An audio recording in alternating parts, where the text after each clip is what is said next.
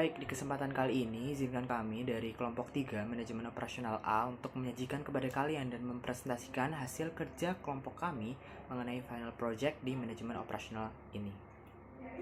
Adapun anggota kami ada Jonan Moko, ada Naila Syakira, ada Wahyu Aminul Mukmin, dan Anis Alfar Makarim. Untuk abstrak, di PT Bank Syariah Indonesia atau BSI adalah bank syariah terbesar di Indonesia yang mengintegrasikan teknologi informasi atau IT secara intensif untuk mendukung operasional dan layanan digitalnya.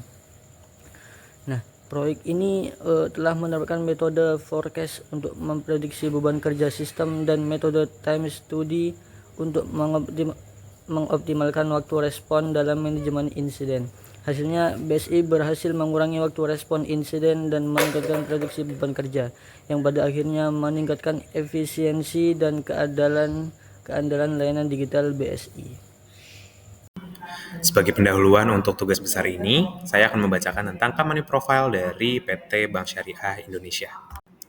Bank Syariah Indonesia sendiri berdiri pada tahun 2021, tepatnya pada tanggal 1 Februari, di mana PT Bank Syariah ini merupakan gabungan atau merger dari 3 bank syariah besar di Indonesia.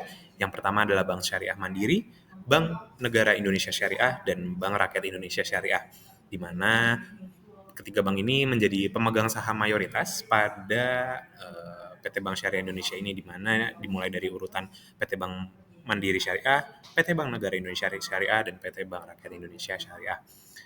Kemudian pada porsi pemegang saham sendiri, masyarakat memegang sekitar 9% saham publiknya, di mana pada saat ini industri bank syariah di Indonesia cukup maju dan juga cukup mengimplementasikan teknologi digital dalam praktik bisnisnya. Oleh karena itu, menjadi menarik bagi kami untuk meneliti tentang hal-hal apa yang bisa kami teliti pada konteks manajemen operasional. Adapun rumusan masalah yang menjadi topik bahasan pada tugas besar ini, yang pertama adalah permasalahan dan error pada transaksi.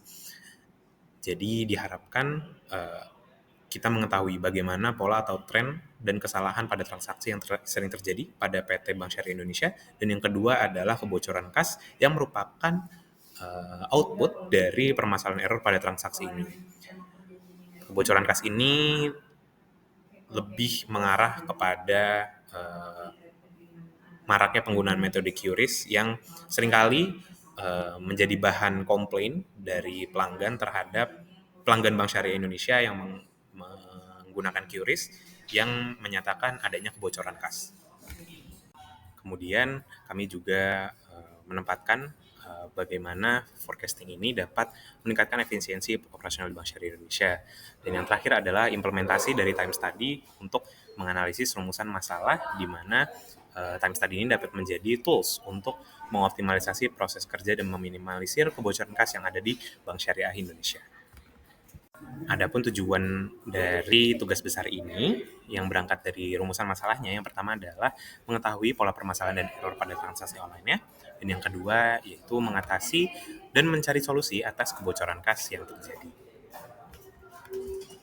Diharapkan dengan penelitian ini dapat ditemukan solusi untuk meningkatkan mutu dan layanan dari Bank Syariah Indonesia. Dan yang kedua, Bank Syariah Indonesia dapat menerapkan strategi baru yang dapat mengurangi kebocoran kas dan konteks manajemen operasional yang dibawakan pada materi ini dapat terimplementasi dengan baik.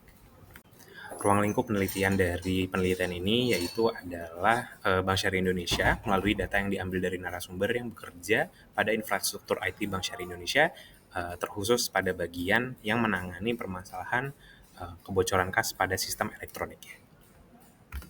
Bab 2, saya akan menjelaskan tentang tinjauan pustaka ataupun teori-teori yang akan digunakan pada pembahasan kasus BSI kali ini. Yang pertama, teori yang saya gunakan adalah forecasting, di mana sumber dari teori ini sendiri adalah buku milik Heiser tahun 2017 yang kami gunakan bersama saat pembelajaran di kelas.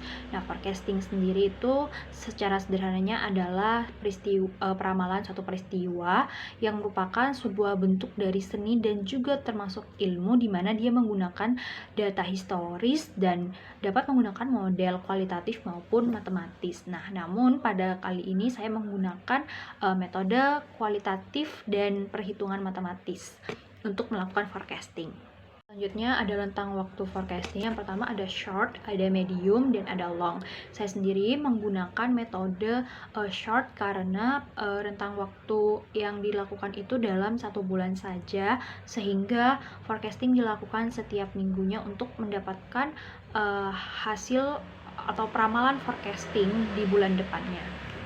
Metode forecasting secara kuantitatif tersendiri itu ada 5. Yang pertama ada metode naive, ada metode moving average, ada metode exponential smoothing, ada metode regresi linear, ada trend projection. Nah, kali ini saya menggunakan metode moving average, di mana dia itu mengambil rata-rata nilai masa lalu dalam jangka waktu tertentu. Saya menggunakannya dalam moving average dalam 3 minggu. Nah, yang kedua saya menggunakan gabungan dari metode exponential smoothing dan trend projection, di mana dia dapat disebut sebagai metode least square.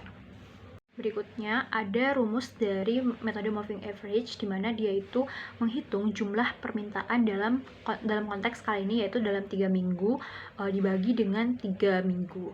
Nah, jadi dihasilkan hasil dari perhitungan tersebut.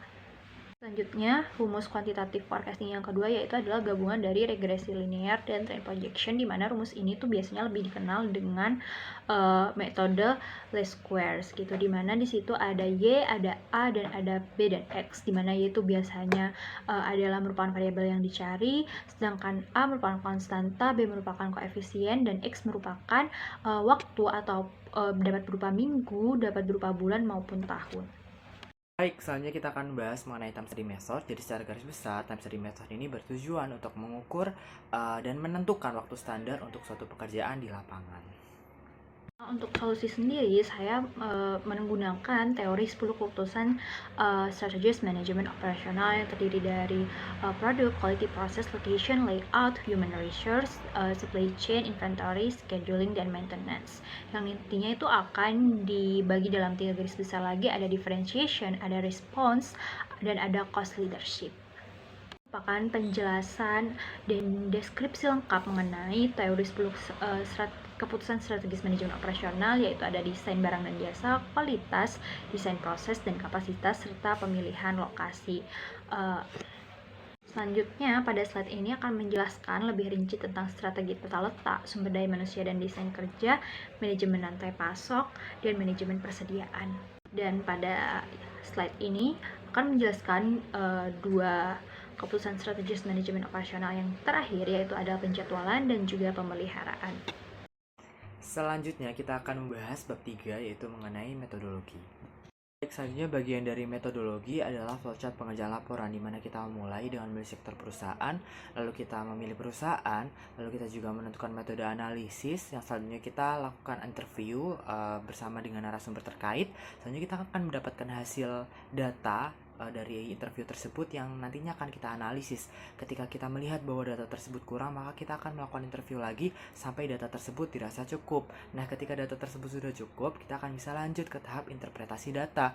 Nah, di interpretasi data ini ketika sudah selesai, kita akan bisa membuat saran dan kesimpulan dari hasil penelitian yang sudah dilakukan. Setelah itu kita bisa menyajikan laporan berdasarkan penelitian ini secara komprehensif. Baik, untuk tanggal dan lokasi penelitian, kami melakukan interview langsung pada tanggal 5 Juni 2024 bersama salah satu pegawai dari Bank Syariah Indonesia Pusat, yaitu Kak Yuda, yang berasal dari divisi IT atau teknologi informasi, di mana beliau fokus untuk mengerjakan tugas-tugas yang berkaitan dengan APM atau Application Performance Monitoring. Data yang kita gunakan bersifat numerik dan kuantitatif, namun cara untuk memperoleh data tersebut bukan melalui observasi, namun melalui wawancara, di mana wawancara merupakan salah satu metode kualitatif. Oleh karena itu, pengumpulan data yang kita lakukan bersifat gabungan. Adapun data-data yang kami butuhkan dan kami terima antara lain ada jumlah transaksi yang dilakukan dalam bulan Juni, jumlah problem yang teridentifikasi pada bulan Juni, lalu ada jumlah waktu yang dibutuhkan untuk menyelesaikan problem tersebut. Lalu selanjutnya kita masuk ke bab 4, analisis dan diskusi. Analisis dan diskusi pertama, kita akan bahas mengenai time study method. Berikut ini akan disajikan preliminary observation result yang terdiri atas job elements dan track system dalam second, di mana job elements ini kami breakdown menjadi 3 job desk minor Kak Yuda yang dilakukan setiap harinya dan dilakukan setiap jamnya itu pasti ada dan banyak. Dimana itu ada analyze the problems, inform the problems to the group, dan fixing the problems. Nah, 3 job elements ini disertai dengan jumlah problem yang kita masukkan per 5 Mei 2024 pada pukul 1 hingga 3 sore, dimana pada pukul tersebut ini sebenarnya ada ratusan bahkan ribuan problem yang masuk, namun agar tidak terlalu banyak data yang kita masukkan, maka kita hanya masukkan 30 data saja. Berdasarkan perhitungan solving formula yang telah kita lakukan dengan tingkat kepercayaan 90% dan tingkat error 10%, kami mendapatkan hasil bahwa jumlah sampel yang harus kita dapatkan berjumlah 33 data. Lalu berikut ini disajikan real observation di mana kita sudah meninjau dari kecukupan data dan melalui solving formula kami mendapatkan 33 data yang kita masukkan, sehingga data yang kami sajikan berikut sudah cukup dan menurut kami sudah cocok untuk kami lakukan analisis. Analisis yang pertama yang kita lakukan yaitu melakukan perhitungan untuk average observed time for each job elements, di mana job element yang pertama yaitu analyze the problem. Jadi analyze the problem yang dilakukan oleh Kak Yuda ternyata memiliki waktu rata-rata sebesar 411 detik. Selanjutnya juga disajikan data mengenai rata-rata untuk inform the problems to the group yang memerlukan waktu 35 detik dan fixing the problems yang memerlukan waktu 3.957 detik. Kita akan menghitung normal time, di mana normal time ini didapatkan dari average observed time yang sebelumnya kita bahas, yang nantinya dikalikan dengan performance rating factor, di mana performance rating factor ini untuk job elemen A sebesar 115%, job elemen B sebesar 110%, dan job elemen C sebesar 120%. Kita hanya mengalihkan secara langsung berdasarkan job elemen tersebut. Misalkan waktu normal A berarti kita masukkan average observed time A dikalikan dengan performance rating of job element A, di mana waktu normal A bisa kita dapatkan sebesar 67,3 detik, waktu normal B 10,8 detik, dan waktu normal C sebesar 4.325 detik, di mana total dari ketiga waktu normal tersebut adalah sebesar 464,8 detik.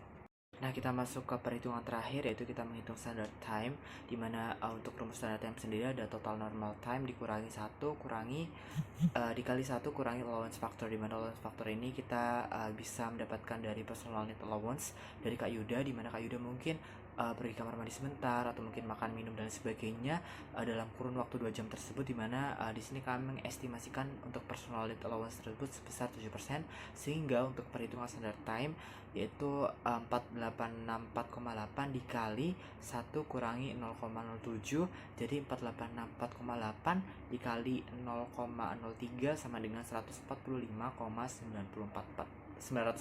detik.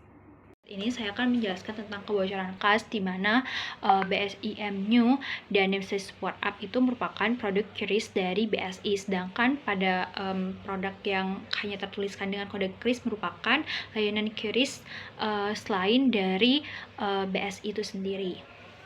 Kebocoran kas yang dimaksud sendiri itu adalah merupakan perpindahan dana dari BSI ke QRIS yang selain BSI, sehingga arus kas yang ada di BSI itu berkurang dan berpindah pada bank lain. Nah, berikut merupakan data yang lebih rinci dan detail tentang transaksi QRIS BSI dan non-BSI. Terlihat adanya kenaikan dari minggu pertama hingga minggu ketiga dan mengalami penurunan pada minggu keempat dan minggu kelima bulan Mei.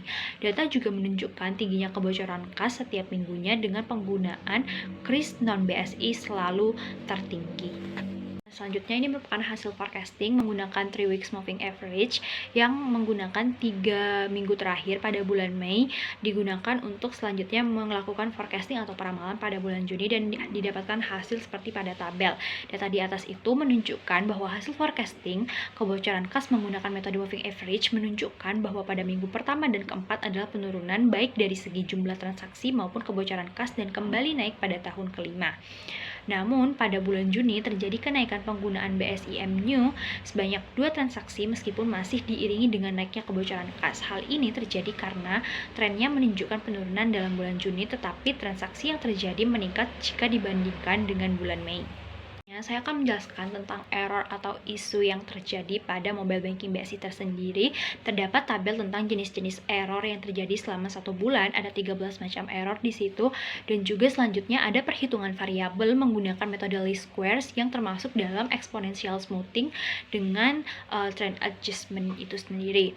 Nah, setelah dilakukan perhitungan menggunakan rumus least square tadi, didapatkan hasil X bar, Y bar atau rata-rata dari Y dan rata-rata dari X, dan juga variabel dan konstanta yaitu ada A dan B.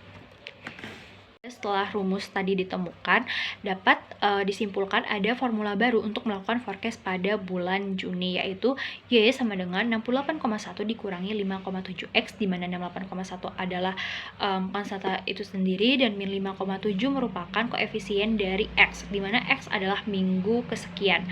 Sehingga pada forecasting tersebut menunjukkan bahwa pada bulan Mei error cenderung naik dari minggu pertama hingga minggu ketiga dan mulai menurun pada minggu keempat dan kelima. Sedangkan pada forecasting bulan Juni, error cenderung tinggi pada awal minggu dan menurun secara terus-menerus sampai minggu kelima. Pun solusi dari permasalahan tersebut akan saya kupas menggunakan teori 10 keputusan strategis manajemen operasional.